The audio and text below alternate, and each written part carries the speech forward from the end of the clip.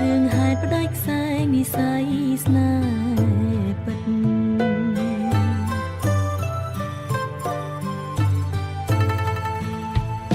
ធ្លាប់ស្រមៃផ្សងគេងកាយខ្នាយមួយរួមបង